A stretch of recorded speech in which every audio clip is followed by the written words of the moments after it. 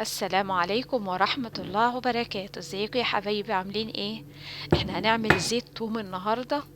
زيت توم عشان احنا في موسم الشتاء، وكمان في فيروسات وطبيعي فيروس كورونا، وكمان الفيروس المتحور الجديد اللي هو بيقولوا عليه يوم القيامة. لازم نقوي المناعة بتاعتنا علشان نعدي موسم الشتاء ده على خير ان شاء الله. زيت الثوم ده اكبر مضاد حيوي على وجه الارض. الثوم عامة يعني. احنا هنعمل زيت الثوم. انت المفروض هنعملوه وقاية. يعني هنعمل التوم ده زيت التوم وقاية. يعني قبل ما نحس مثلا ان احنا عندنا برد ولا اي حاجة، هناخد 3 معالق في اليوم زيت توم. بالنسبة للناس اللي معدتهم عندهم حساسية في المعدة او التهابات او حاجة، ما ياخدوش زيت التوم على معدة فاضية. يا اما يحطوه على السلطة او على الاكل، على اي حاجة او بعد الاكل.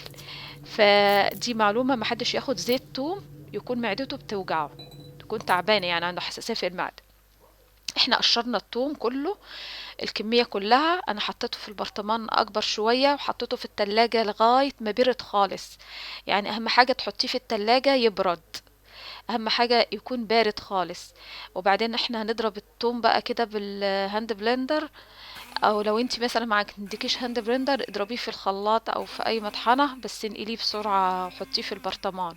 اهم حاجة يا جماعة التوم يكون ساقع بارد خالص، تكون حطاه في التلاجة على اقل نص ساعة ولا ساعة يكون برد، علشان لما تضربيه يكون العصارة بتاعته موجودة، وما الزيوت العطرية بتاعت التوم ما تطلعش منه. احنا هنطحنه بالشكل ده، وبعدين هنصب عليه زيت زيتون.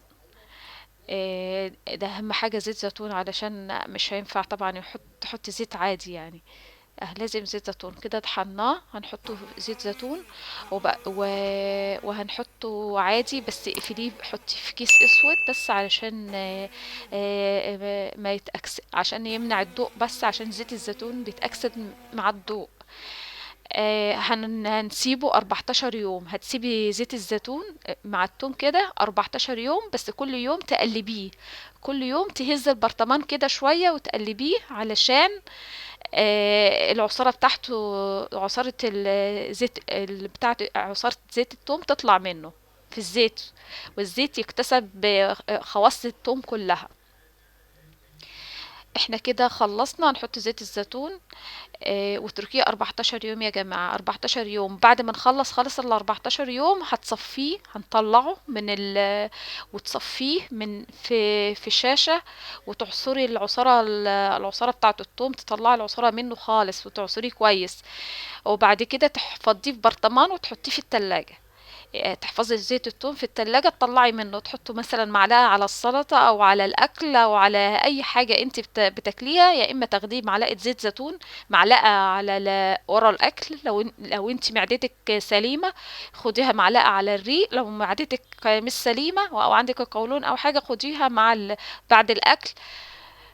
ده مضاد حيوي للفيروسات والبكتيريا كامل، يعني صيدلية كاملة.